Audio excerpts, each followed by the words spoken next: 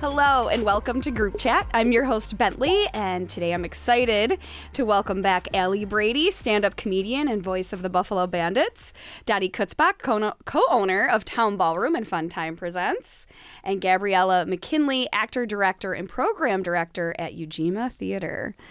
Thank you all. I know this is a busy time of year for everybody, so I'm glad we can get together for our group chat. So anything going on in your group chats this week? I mean, any topics, any security breaches? Yeah, I'm much better than the CIA this week. Yeah. Much better, much more boring than they are. I don't know about you guys, but I don't use as many emojis as they seem to. People in government making decisions about wars. So yeah, the emojis. So have you cut back on your emoji use, Donny? Probably not enough. You've now increased Still it. living in Gift Town, USA. Yeah. I gotcha. Oh, we're just planning. It's our friend's birthday this week. So I've taken on the coordinator role because she's usually the coordinator. So I am just like, are we all able to go here this time? Wear this, wear that. So I'm taking on the coordinator role this time in the group chat. Okay. So party planning. Allie, any other topics? That I'm discussing? Or just your normal responses? Yeah, I mean, just what did I do recently? See, I know we're on the show group chat, but my work group chat got out of control, and they're like going after hours. So I'm really pumping the brakes. So I'm being very passive this week. Oh, that's good. Yeah, it's probably good to control your work chats and know who's in those group chats, right? When it comes, now, when I hear work in job. like group chat and like balance, I always think about Severance now. That's all I can think about. I was like, yeah, control how far your work environment comes into your personal life. We have to talk about Severance at the end of the show. I think that's in here, right? Yeah, so the little teaser. Yeah. Ooh. You're watching it, right? Oh, yeah. How did I know? I think that's why we actually decided to talk about it. Oh, love it. So it is International Women in Music Day as we get ready to wrap up Women's History Month, but we obviously celebrate these artists year-round. Just a way to give a little notoriety. Who do you think are your music heroes, women music heroes, the trailblazers? Who do you think of when we start to talk about that? Donny, your face, like how many do I pick? One? How many do I get to pick? Can I rattle off my top 150? Yeah. Yeah. I would love it. So many inspirations. I mean, I think of Aretha Franklin being right near the top, Nina Simone, Patti Smith, Kate Bush, Joni Mitchell, maybe my number one. Yeah. Carole King is massive for me. Tapestry changed my life. I think like most people. Beautiful. Yeah. I'm a big Doechii fan right now. Yeah. I mean, I was when she first came out too, but Doechii, I'm a big Cardi B fan. I am a big Celia Cruz fan. And I really love, as an Afro-Latina, I'm a big fan of Cardi B and Celia Cruz. I love to see them and the work that they do to promote blackness in music and duality in music. So huge fan of those ladies. So do you think they were game-changing for the genre in their own way in pop music? Was Celia Cruz game-changing? I mean, absolutely. I mean, they made it okay to, not even okay, they made it celebrated to really embrace who you are and your roots. They also absolutely changed the way music sounds and blending other cultures into mainstream pop sounds. If you look at Doechii right now, she takes a lot of, yes, pop influences, but she blends pop and rap and alt. And she blends rock. I mean, if you listen to her catalog, it's extensive in the ways that she transforms pop sound. Yeah. She's crushing it in streaming numbers, by the way, in Buffalo. Yeah. I just got a streaming report, so I am just obsessed with. She is. Yeah, it's really beautiful to see her succeed.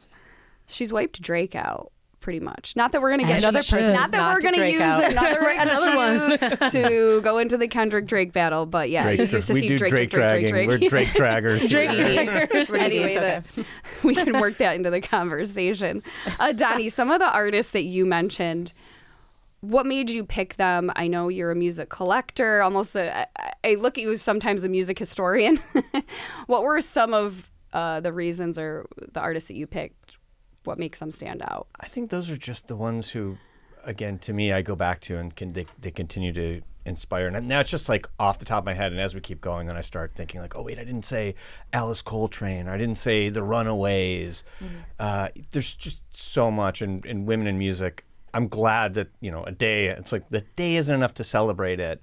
But the ones I mentioned are just personally for me, the ones who kind of mean the most. Yeah. Allie, you mentioned Carole King Tapestry, right? And can you remember what listening to that album or listening to her meant to you? Yeah, that was the first album. I think many of us have albums that our parents played that you just, it sticks with you. And that was an album that my mom played that was really important. She wasn't the big music person in my family. My dad was. So when my mom played music, that was like, oh, that's different. Mom has a personality, what? So it was Carole King, but, even with more female artists, I was thinking like Dolly Parton is really huge, and especially what she's still doing now, which, Mariah Carey is nominated for the Rock and Roll Hall of Fame, and that's a little edgy because is pop rock, and, she's still relevant. I was thinking Alison Krauss, Oh, yeah. There's tons. Well, and if you think about what some of the artists were mentioning, didn't have an easy path, too, which I think is always important to note, because some of them, when they were coming through, there was a lot of competition in the male genre, so it was a little harder to cut through sometimes.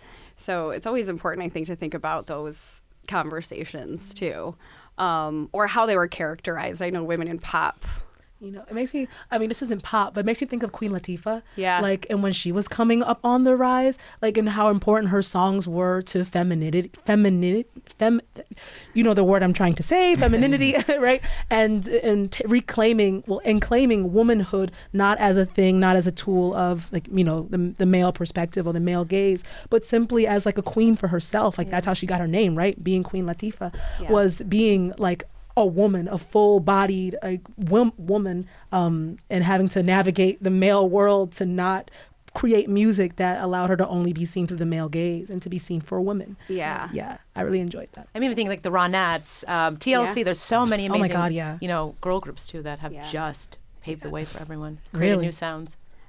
And do you think that was something that the audience decided that they wanted and encouraged, and they were stars, and that the record labels and music executives had to listen to? Is that... Well, no one knew they wanted Elvis until they saw Elvis, right? Yeah. So no one knew. I don't know, but maybe that's controversial. But looking at it from the crass music business side of it, and especially early in the 60s and 70s, when even as Joni Mitchell sings the Star Maker Machine, bringing the popular song, which is about David Geffen, actually. But it was, I think that they saw that there was this huge audience out there, and they, women wanted to be heard. Women wanted to hear their own voice in this. And in a crass way, would it have ever happened if there wasn't, an audience, if they knew that there was money to be made on it? Yeah. I don't know. But again, you think about... just the artful. I read a book, because I read rock and music bios all the time, and I read one on Leslie Gore a few months ago, and it wasn't the best written book that I've ever read, but it was fascinating reading her backstory.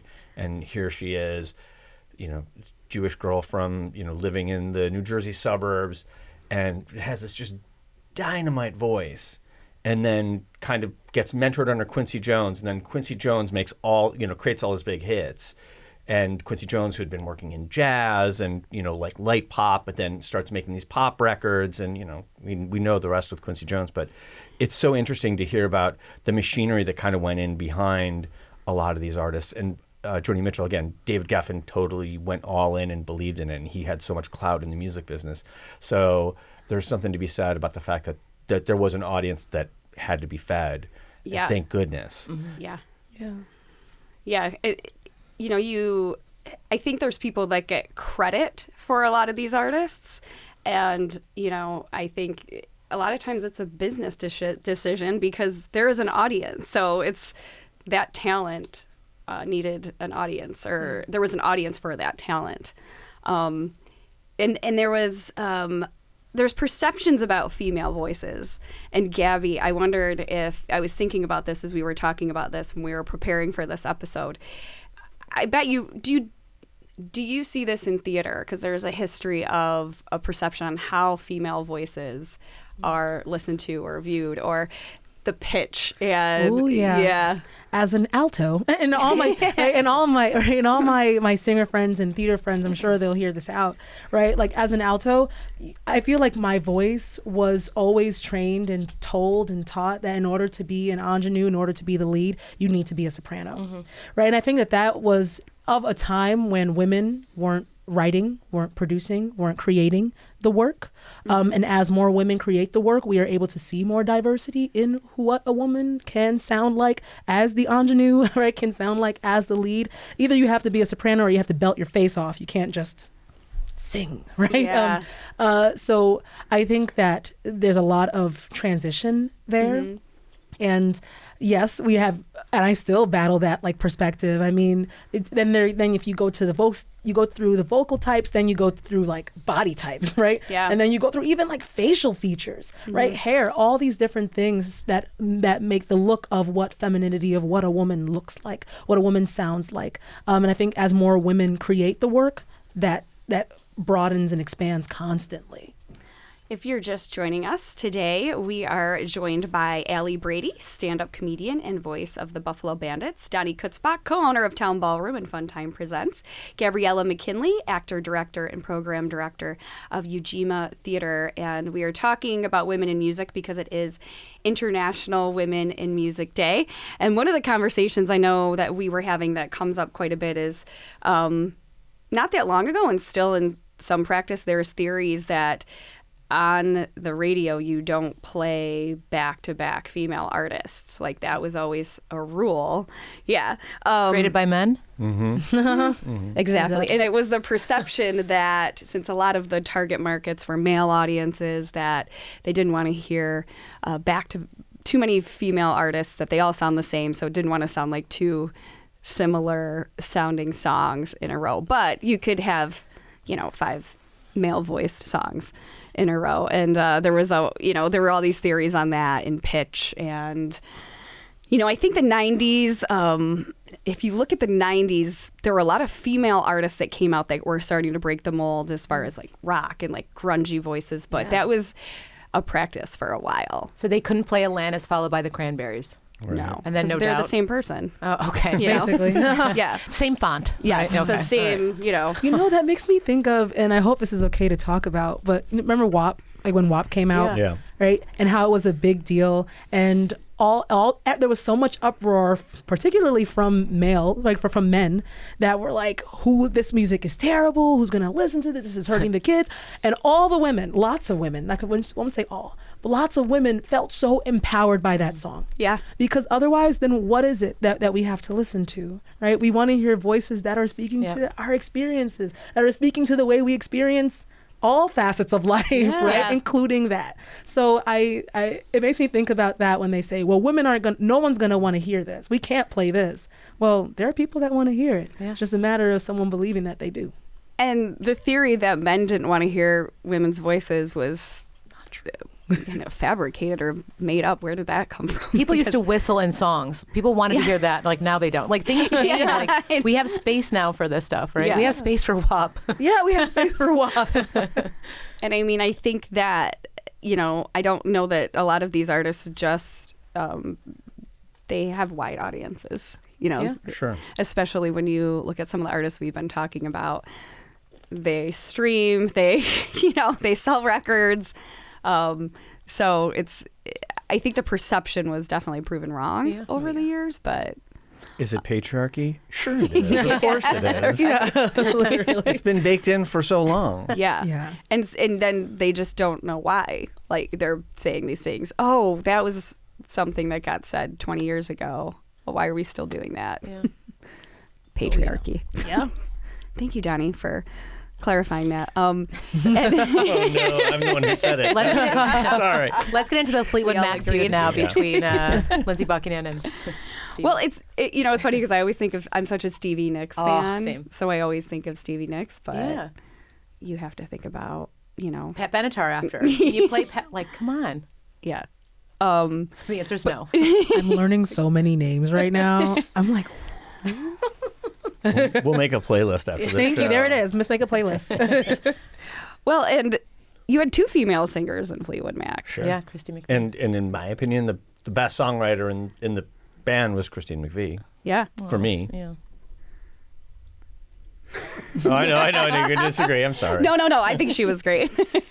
And then Why is your nose growing, Bentley? I'm like, what? Am I getting red? And then, talking about pigeonholing artists, there was a lot of discussion around the 90s and some of these like grunge bands coming out, and you had like Hole and Garbage, and then but you still had singer-songwriters that were being pushed to the pop world and being told,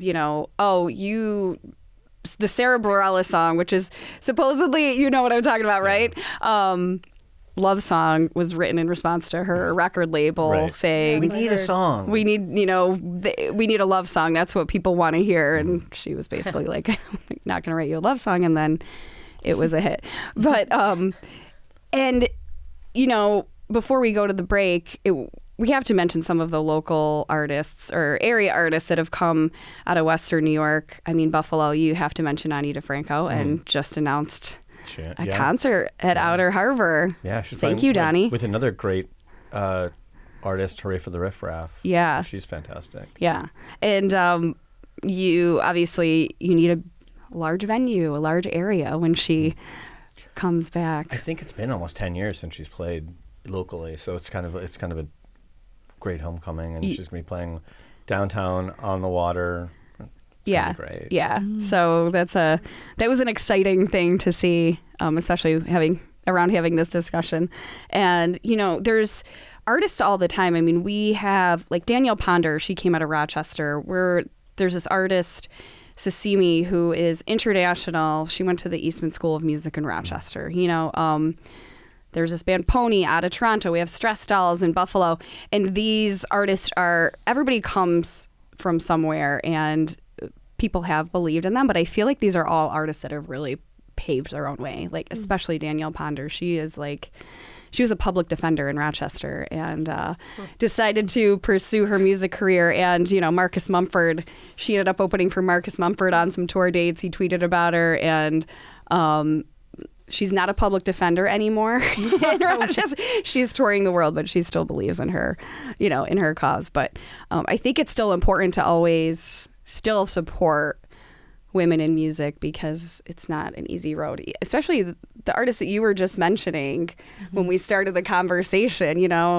They had to get discovered. They had to have somebody pay attention to them. Oh, yeah. Because there's a lot of undiscovered artists too. Oh my God, yeah. And no, I think about especially like some of those artists I was saying before, right? Like Cardi B, right? I'm a really big Cardi B fan. And if you think about, she's from the Bronx, right? Yeah. You know how many rappers are in the Bronx? Yeah.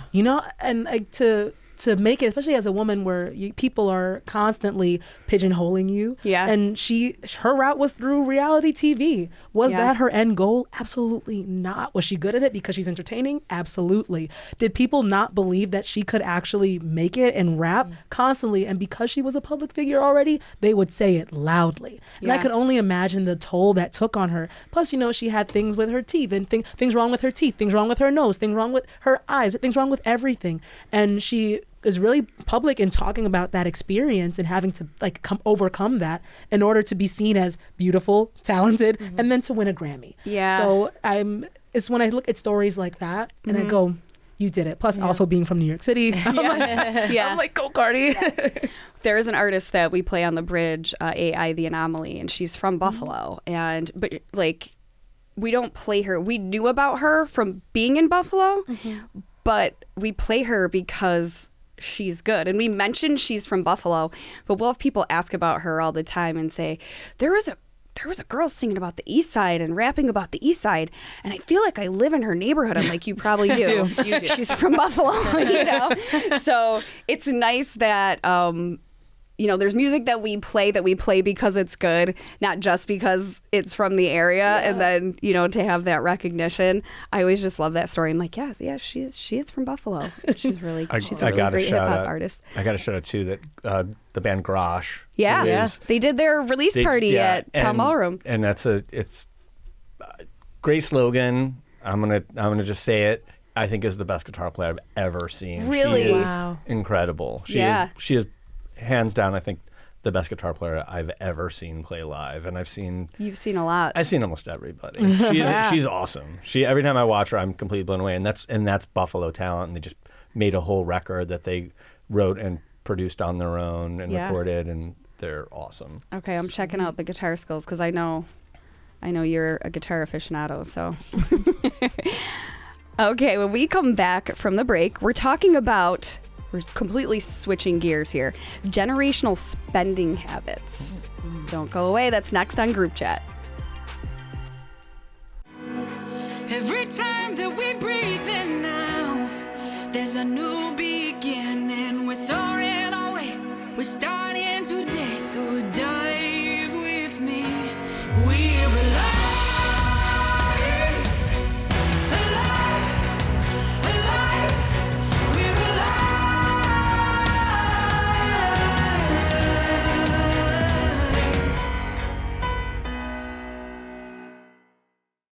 Thanks for joining us again on Group Chat. I'm your host, Bentley, and I'm joined by Allie Brady, stand-up comedian and voice of the Buffalo Bandits, Donny Kutzbach, co-owner of Town Ballroom and Fun Time Presents, and Gabriella McKinley, actor, director, and program director for Ujima Theater.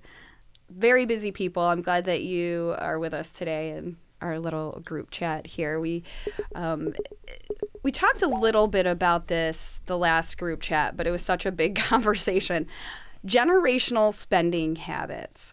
We just keep seeing articles. They're being tracked. Do you remember how your parents spent money or managed their money? How about your friends? How did you first learn about money or start noticing how your spending habits were happening? So I had a lot of influences on money, and my mom's ideology I don't follow anymore because it doesn't work, and it was very much like spend it while you have it, you can't take it with you. Enjoy life, baby, right? But my aunts, who I do follow, was very much like save, invest, right? Save, invest. Routes for investment, we did not know. We did not have. I'll also say my family immigrated here from Costa Rica when they were very young, right? So a lot of the structures that are in place to build financial wealth were very, very new to my family. Yeah. So my aunt was very much like a save it in a jar, put a little bit into this thing that you want to build or create, right? Invest in yourself. So I would do a lot of stuff like that. And that was kind of how I built my idea of like financial management. And everything that's not being put into a pot to be saved, then that's spending money, right? And then that's where I activate my mom a little bit, right? And I go, this is money that we can, enjoy and vacation with and all that other good stuff. Yeah. I know. You have got me thinking now.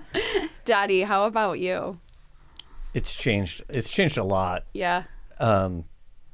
But yeah, there is something to be said about that idea of you put some money in a jar or a coffee can, and then you put some money into other things to invest in, and things that are going to be long-term and grow. And so I'm Gen X, and we're this weird kind of thing between the generation of our parents that were the boomers who kind of, I don't want to say they all had it, everything, but there's something defined that they wanted in America, and they kind of chased after.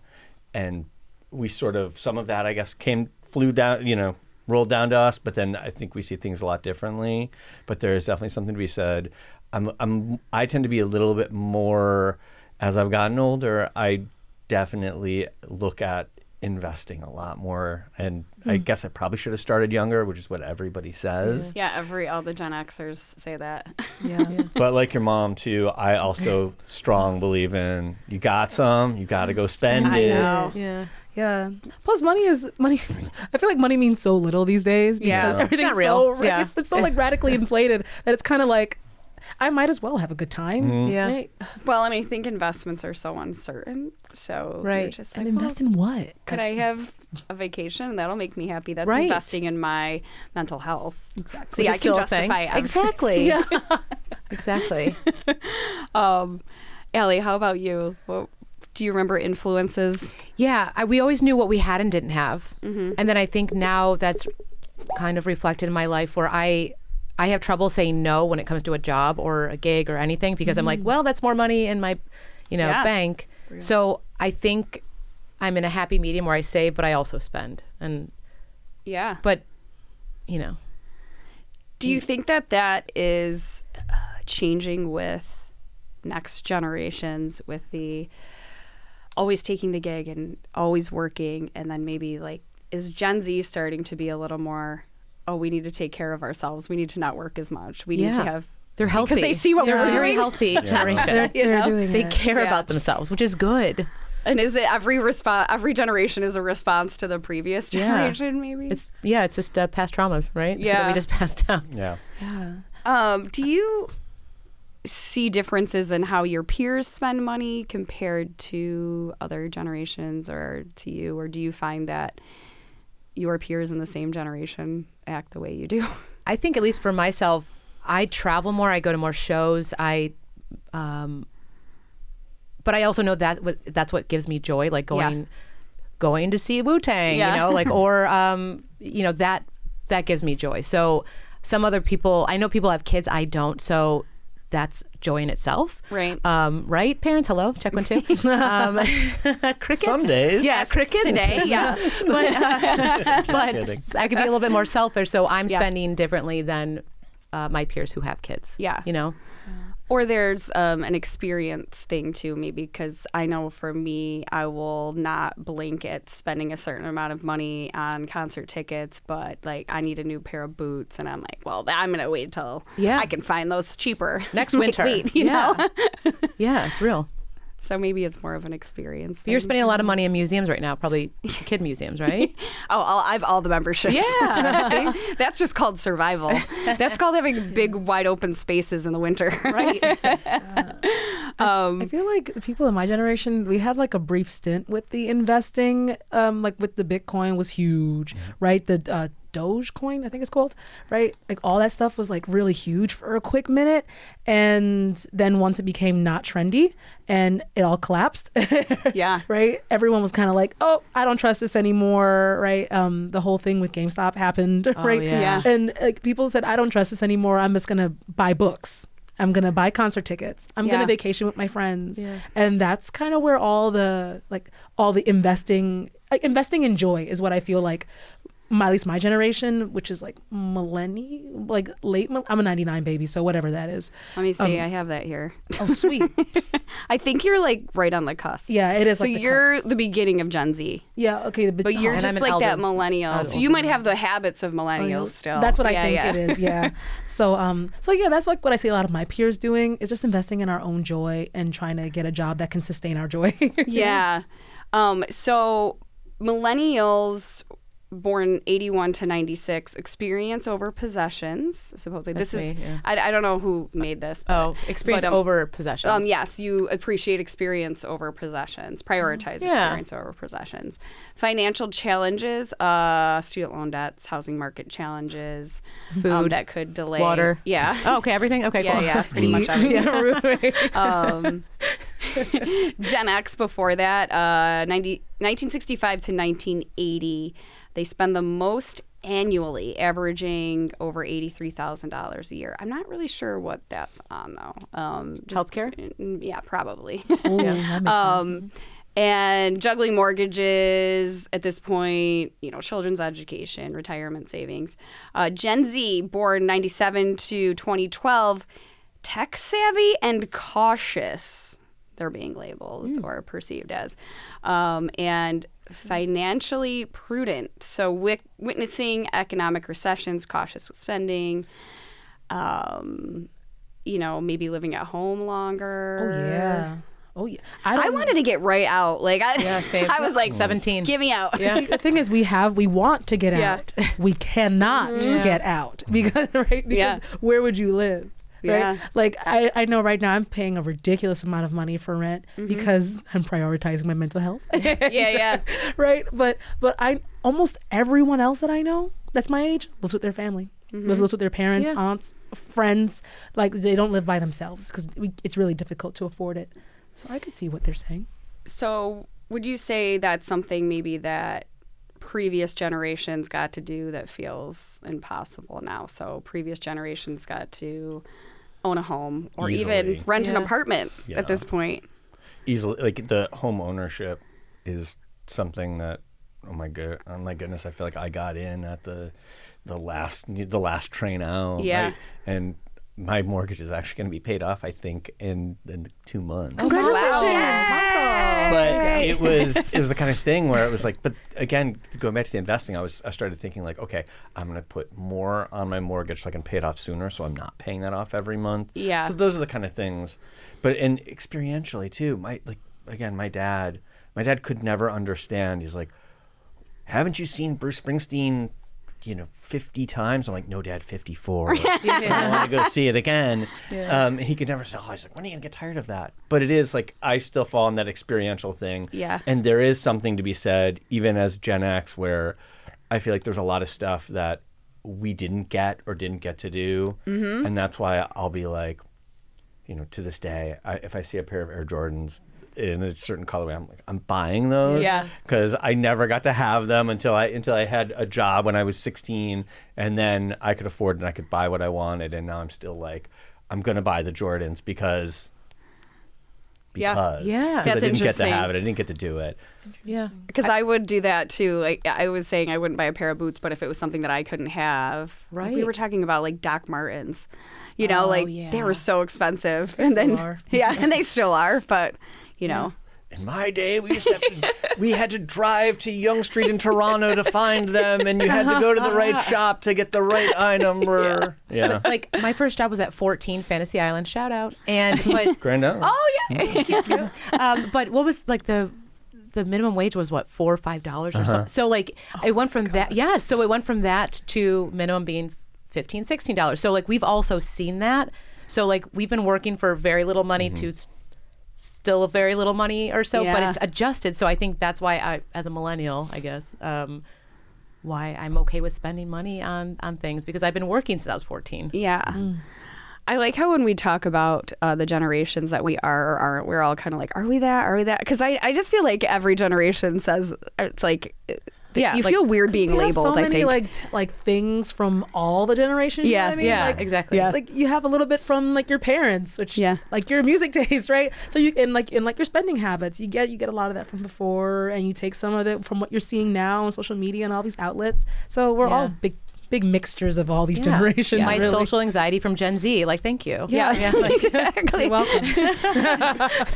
If you're just joining us, you're listening to Group Chat. I'm Bentley, and I'm here with Allie Brady, stand-up comedian and Buffalo Bandits voice, Donny Kutzbach, co-owner of Town Ballroom and Fun Time Presents, and Gabriella McKinley, actor, director, and program director at Ujima Theater. And yeah, I feel a mixture of all generations.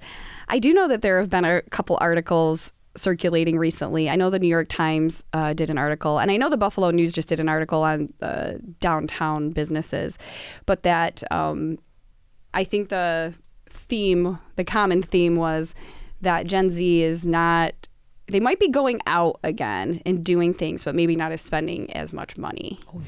So there's like different drinking habits, different, I'm surprised you know that fact, as I won't look at anything with the paywall, so that shows my spending habits. So she's like, wow, the Buffalo News? Yeah. You can read those articles? And honestly, I think that's why I probably shouldn't have quoted that, because I think I just saw like the sharing and then the responses. So I don't know if I could actually read the whole thing. But Donny, you're in the concert business. You also own a venue. Do you see any changes with this generation in spending habits? I have two Gen Zs in my flock in the stable. There's a vast difference, and it's good. I think it's good for live events and experiential things, because I feel like Gen Z is totally down with going out, doing things, seeing something, being together. They're way more selective, though. There's not, my son is 16, and I'm like, don't you want to go out with your friends? And he goes out with his friends sometimes, but they're fine to sit on a Discord or, be on Xbox together, or just be in a group text sometimes. Yeah. So that's different. The spending habits in terms of drinking, I definitely see a big difference in that. Yeah. Like, that's changing. I think some of it might come down to like cannabis use, and that's sort of changing the way people go out and enjoy themselves. Mm-hmm. They are drinking less. One thing I love about Gen Z is they don't think twice about calling a car, about getting an Uber. That's great. As opposed to like, I'm going to drive home if I've had too much to drink. And they definitely seem like they're more responsible in general. Although then I see something like Borg and I'm like, uh-oh. Are you noticing more NA drink purchases at yes, I think so. Yeah, for sure. It's not as much as you'd think, but there's a difference. And I guess in terms of NA, I'm thinking of like a beer but there is definitely, there's more people who are just drinking water, or they'll have soda water and whatever. They're not ripping rounds of shots. There's not, that kind of thing. That is We're not mentioning any. That is saved names. for the millennials and the Gen X in certain groups who they're never going to give that up. That hurts. Yeah. I feel like, and then I think bottle service was always a big weird thing that our generation did, and now it's like you might see it on people's Instagram stories sometimes, but it's usually it's not the Gen Zers. Yeah, they don't care about those like candles with just the sparklers. I think they only care about pre-gaming. That was a thing too. I don't. Do they do? That's like a house party. Yeah, thing it's now, called right? I'm letting it kick in 45 minutes later. Yeah. That's what pre-game's called. Oh, absolutely. I mean, if the drinks at the bar cost like $24 of cup, like you're gonna do it. You're gonna get take your drinks beforehand and then get there and be okay. But, okay. Well, I can identify that from college. Yeah. But then I think we still partied. Giving away all my secrets. But yeah, I guess that goes right along then with the experiential spending too. Is that concerts are still doing okay? Yeah, I think people still want to go out. They still want to do things. But it's interesting. It's not necessarily, again, it's tuned into that generation and what they're interested in. And so things like, again, EDM is actually, to me, almost more of a millennial thing. Mm-hmm. Gen Z is not as EDM centric as the millennials, the later millennials were.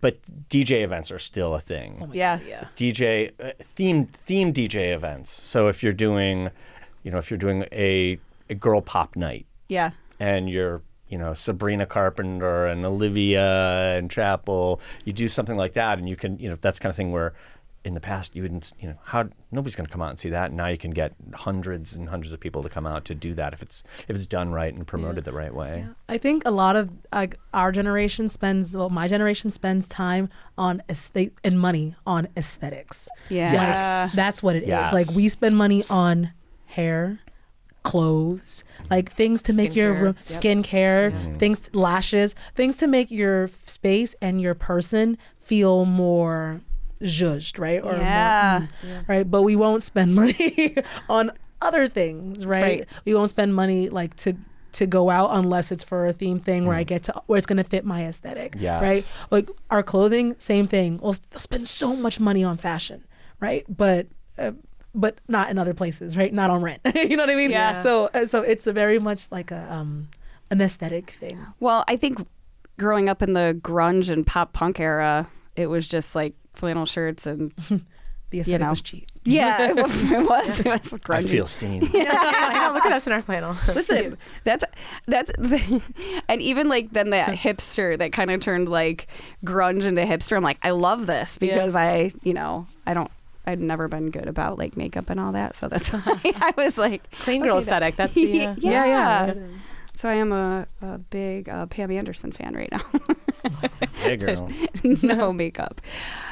When we come back from the break, we're talking about our latest streaming picks and the portrayal of women in film and TV, because we've been talking about as we've been wrapping up Women's History Month here. So don't go away. Group chat on WBFO. We'll be right back. Because we're a new agency, what happens sometimes is, a lot of grant funders, they are hesitant to fund you.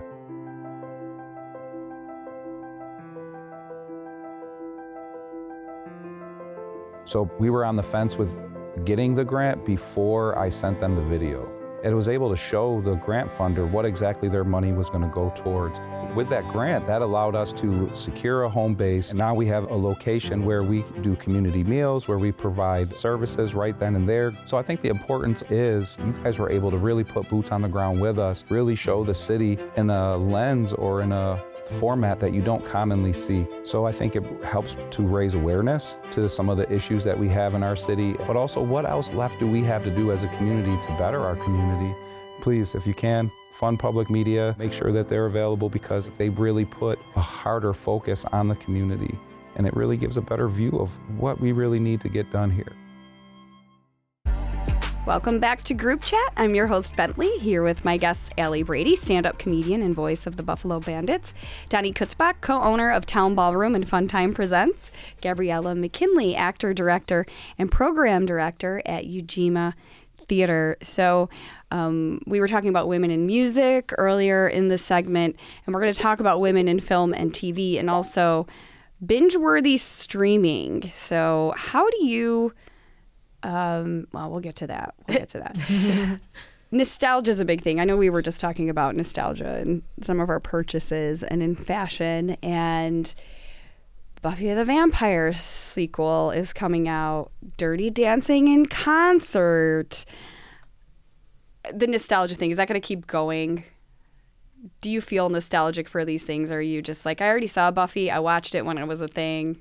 Well, weren't they going to use Michelle Trachtenberg in the new Buffy and then do rewrites? Yeah. So, when you see these remakes or these sequels or these spin-offs, who do you think they're trying to appeal to? Are they appealing to the original Buffy fans? Are they trying to bring in a new audience? A little bit of everyone, right? Yeah. Just connect I think now it's also, is this show going to be a success and can we get money from it? Yeah, that's definitely it. It's IP, and that's, again, I keep talking about things that are crass and in the entertainment business, but it's considered IP, so there's that notion that, okay, we're going to claw back all those original fans, but we're also going to make new fans with the new version, and we're going to get them interested in the old version, and then we can sell them more advertising and stuff tied into the show and keep it going as long. So I think everything seems like an endless cycle of IP, of intellectual property, and they're constantly trying to go back and mine something that they can then bring back and serve to the generation who liked it before, but then also give it to more and more generations so they can keep making money off of it. Yeah. So do you think it's because it's been a proven success, or is there a lack of ideas now? Yes to it all. It's easier, and it's easier to start with something that people already know, as opposed to creating something new out of thin air, I guess. Yeah. And also, it's a risk when you create something new out of thin air, right? It's a risk for everybody involved, because if it flops, then that person who wrote its name is can be dragged through the mud. It's a big risk. Yeah. But I definitely think it's all just a money grab, and I think they are absolutely just appealing to the people that spent money before, and that will probably bring like a friend. Yeah. Because I have never seen any of the Buffys. Don't hate me, and I'm not going to. Right? No, I never watched it. Yeah. I've also noticed now what they're doing is, so like Love Island UK, and now it's Love Island US. So there's a lot of the Traders UK, US. So there's a lot of, if it works in the UK, they'll try it here. So that's the other remix they're doing. Yeah. Which that's kind of working, but reality TV versus scripted, I think so that's different. a little bit different. Yeah. Well, and I think, you look at like these, like the movie concert tours, like the music from the movies. And that has been kind of a weird thing. That, have you seen success with that, Donny?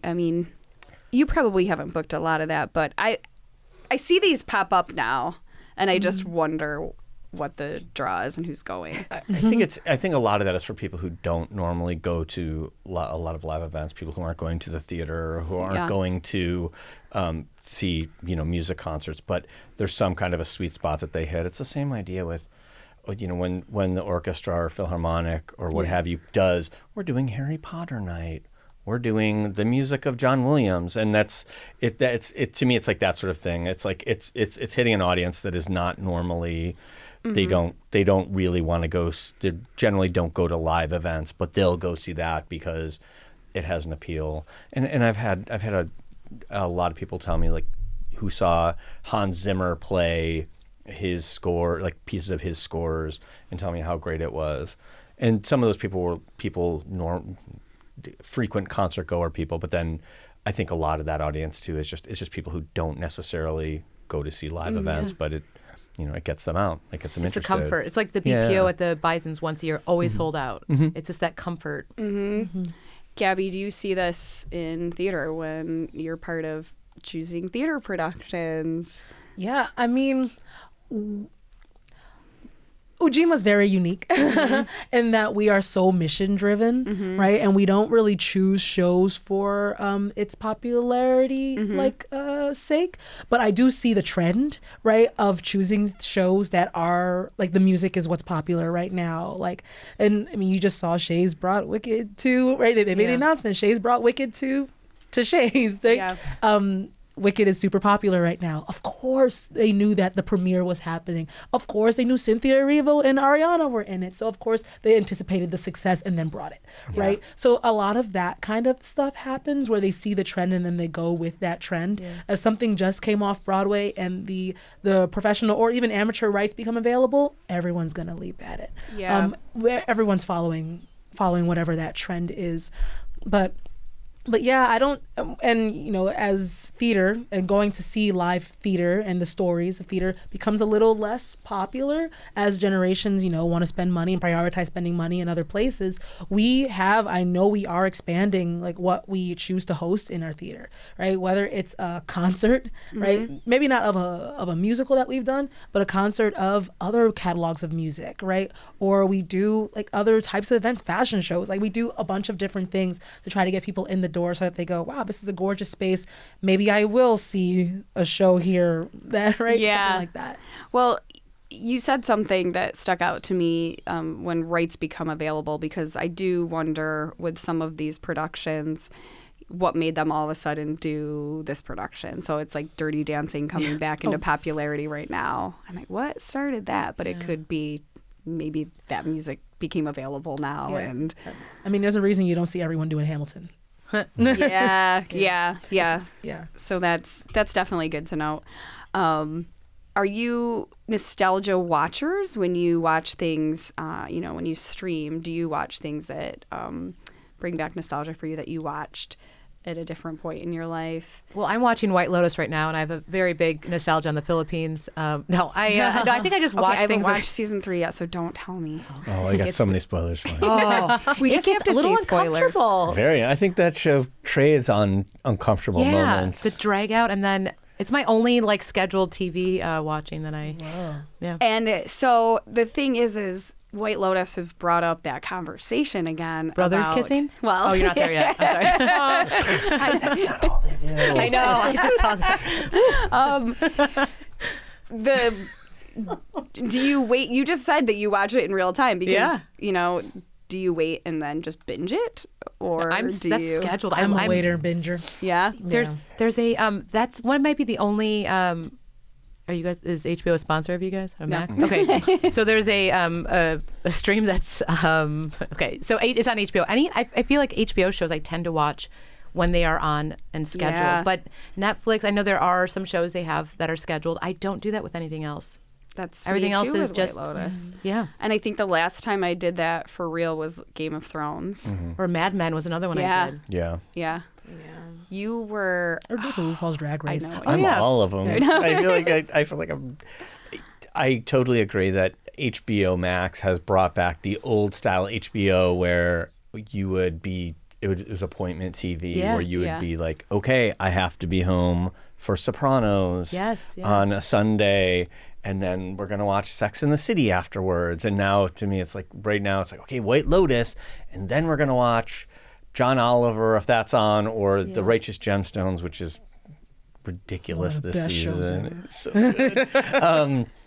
And there is more of that, and Severance has been that way too. Like Severance, when I might not watch it on Friday, but as soon as I have the next available moment to stop and watch it, you can only watch it after it drops. It comes out episodically weekly, and so I'm week to week, and it kind of brings a little bit of joy back to, like, you're not just sitting there concentrating, and that's fun too. But there is something to kind of sitting in between episodes of a week, and you really kind of like goes through your head for a week, and you live with it, and you think about it more, and you have something every week to sort of go back to, and like, oh yeah. I think it's previously like on.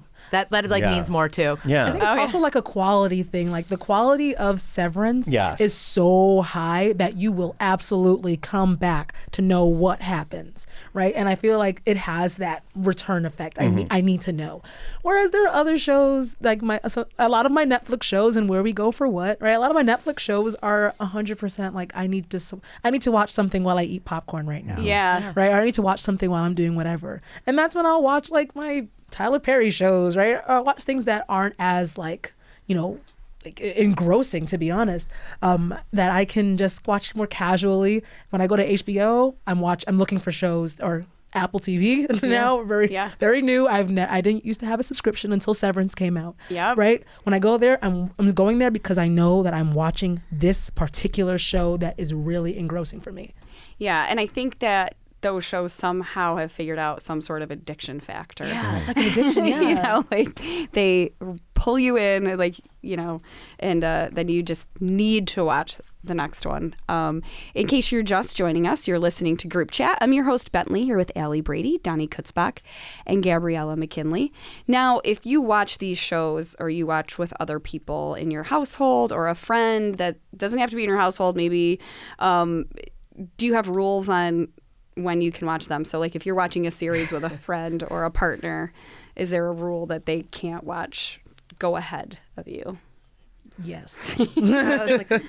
I'm like, my husband just watches true crime, so I watch my trash and he watches his murder. So I watch true crime before bed now. So yeah, before bed. Oh my god! I know why. It's horrible. Oh my gosh, it's horrible. I don't know. It makes no sense. Well, because you know what the answer is. They don't know where she is. That's the answer. And the Dateline hosts, their voices are just so soothing. I don't know. Those are soothing voices. I will say. Butter. Yeah.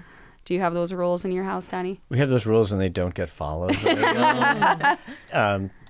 But now, what ends up happening is I wasn't watching Severance from the jump. I came in right before the second season started. Oh wow! So I'm like, okay, we're gonna watch all of it. So I said to my wife, I'm like, we're gonna start watching this. So we get 2 episodes in classic fashion, she fell asleep by episode 2. I'm like, I'm not stopping. Okay. I'm gonna keep going. And I couldn't, because I can't. And she's okay with it. But then when she does it to me, I'm like, you didn't watch that yet, did you? Because we're supposed to watch it. Do you fake it, or do you No, we own up to each other, and she always owns up. And then I'll be like, you didn't watch something will come out that we would clearly both watch drop on like Netflix. Yeah. I'm like, you didn't watch that yet, did you? And she goes, yeah, I already watched it. Oh my gosh, you're the Pina Colada song in 2020. It kind of is. There is something to that. There is definitely something to it. And currently now, we are hate watching the Baldwins. Oh my gosh, yes. Ilaria?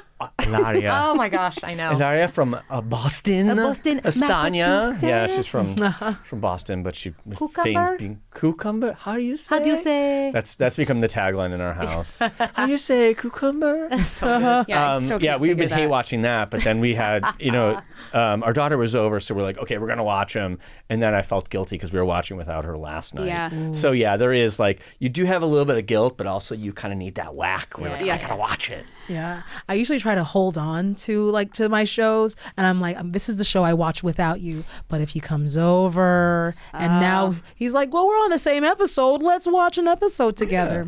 And now it's our show, and then I have to wait. Now you have rules, and now I have rules. Yeah. Listen, I feel like these are always household arguments, because then the opposite happens too. Like, White Lotus, other person fell asleep, significant other, and I was mad.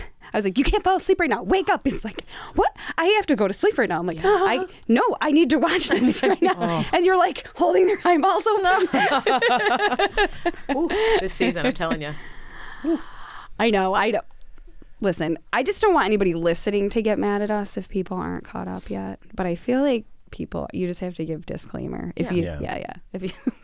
So they can turn the volume all the way down. We started this episode talking about women in music. How do you think some of these shows, what do you think the portrayal of women is in some of these shows?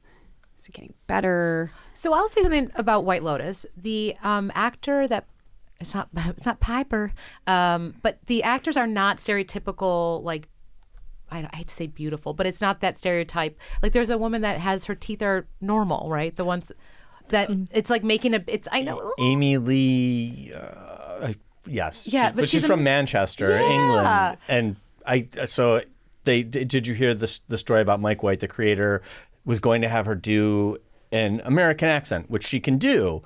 But then he looked at her and said, why don't you try doing it with the English accent because of her teeth, because nobody in America has teeth quite like that. Yeah. And it works. But yes, she's beautiful. Stunning. She is gorgeous, but she is not typically, what you'd see. So and they bring that up even in the show that her teeth are they're just, everyone's going to Google what her teeth look like. Yes. Pull over. No. But so I've noticed that again, reality TV, I think women are kind of portrayed more, maybe more plastic surgery, a little bit more zhuzhed and more injected. And then, again, nothing wrong with that.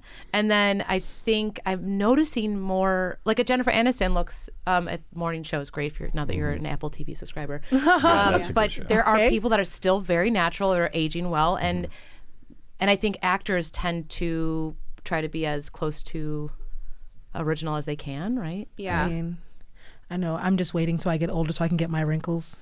Yeah. So I wouldn't be surprised if they were aging like naturally and not like letting it go, because a lot of that stuff brings a lot of character to your film performances, at least in my perspective, right? So I'm not surprised that we find more women aging naturally in like the storytelling shows per se, because it adds lots of depth to character. And when you're watching those shows, you're looking for depth. When you're watching reality TV, you're not. I mean, maybe some people are, but you're not really looking for that kind of stuff. Well, and if you think about some of the reality TV shows, like all the Real Housewife shows, that's all centered around wealth.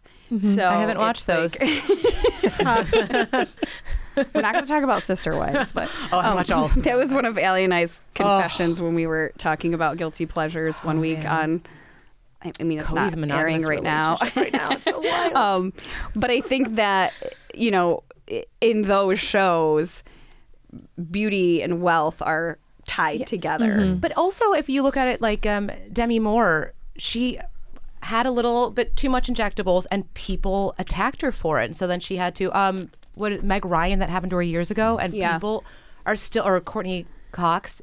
And then it's changed though. Like, so people are really harsh if it's too much, if it's a little more noticeable. So it's it's not fair for those women that if they want to do something, they still have crowds of people that are angry if they do that for their own, Well, and cameras and TV, are a lot. HD. Yeah. It's 4K. Very unforgiving. I mean, you look at soap opera stars that have been around on these soap operas forever, and then all of a sudden one day when HD came in, and you just noticed more about them, or you could notice if somebody had something done or a surgery, or so the camera, and then social media is a whole other platform because you can control that a little bit more. Do you think, are you seeing casting changing, or like being in the theater profession, when you watch some of these shows, are you thinking that casting is getting better suited for some of the shows that you're watching? I think there's a lot more diversity in stories, so there's a lot more need for different kinds of people. And I feel like theaters are simply, at least in Western New York, are simply in response to that a lot of the time. Like the scripts, if you look at scripts, they write in exactly what sometimes, many times, what they want their cast to look like, right? So they'll write one black woman, African American woman, 40s through 50s. Athletic. Right? Yeah. Athletic. Yeah. Right? Or they'll write in one Asian American person, right, 25 to 30 or 15, whatever it is. And they write in, even if it has nothing to do with the play, they write it in and they write, we want this cast to be diverse. Do not do this play if you do not have these people. Thank you. Right? Yeah. So we see that a lot in plays, which I frankly love, because a lot of producers that are stuck in older ways won't do it otherwise. So I see a lot more diversity in that respect. I see a lot more diversity in the stories that are being told and the stories that get popular. I mean, if you look at Hadestown, like, what a diverse and beautiful cast, like, and that's size wise, vocal type wise, like ethnically wise, like it's so diverse and it's written that way. So that's really exciting to see more of. When I look at Hollywood, I always come from like a black woman's perspective, right? And growing up, I saw a lot of what I perceived and would label as like colorism, and which is the discrimination within one's race, right, based on the color and proximity to whiteness. And I would see a lot of like women, and they would only choose women that were only portray women like that were very light as beautiful and as like desirable and all these different things. And all the darker skinned women would be funny, or they would be like just not desirable, or just too promiscuous. They would all be all those different things. But I've seen a massive shift in that, which has been fabulous to see, honestly. And with the rise of like Danielle Brooks, right, who was in Orange is the New Black, right, and who has done many, many roles after that, right, with the rise of lots of darker skinned women and lots of darker skinned creators like Issa Rae, we get to see a wide variety of women in all kinds of different roles, especially when I look at black women. So that's been really exciting for me, and something that I look forward to seeing more of as we have more like black creators and producers and writers and all these things in the room, because sometimes you got to write it in. Yeah. Oh, well, it's good to hear from somebody that's actually involved in seeing casting decisions that it is taking a positive turn. Well, so you're all busy people. You probably have big weekend plans. Would you like to share some of those weekend plans, Allie? We've got a Bandits game Saturday. Yeah. We have clinched the playoffs, so yes, it's just championship. Go Bandits. Yeah, let's go. Go Bandits. I've craziest scene ever. It's sold out Bandits bonkers. games. Yeah. I can't even explain it in words. And you do a great job Thank hosting. you. You're an angel. welcome. Donnie, how about you? Concerts. Yeah. Concerts. Two Now night- we're in it. 2-night stand with Bayside. Oh, cool. We've got a 2000s pop party with I think I saw that one. my favorite DJ North Star, who is one of my closest friends, and she's awesome. And that's at Town Ballroom, Town right? Ballroom, Yep. yeah. Very cool. You do so many things with different venues. I always have to clarify our different areas, places you put concerts. Gabby, how about you? Yeah, well, I actually don't have too much going on except for studying my lines, because Ujima's next play, Everybody, which opens in May, I think it's May 1st, right, which opens in May, I'll be playing one of the somebodies in the play, Everybody, and we do a lottery for who's going to play what role every night. Oh, God. Oh, wow. So I have to memorize basically the entire play. So I'm beginning now. Yeah. And me and my castmates, we're getting together over the weekend to begin memorizing basically every scene, so we can get that underway.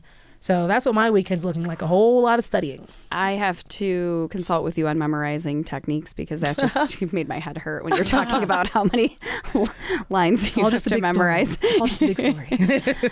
That wraps up today's episode of Group Chat for now. If you want to continue the conversation, make sure you follow us on Instagram and Twitter at BTPMNPR.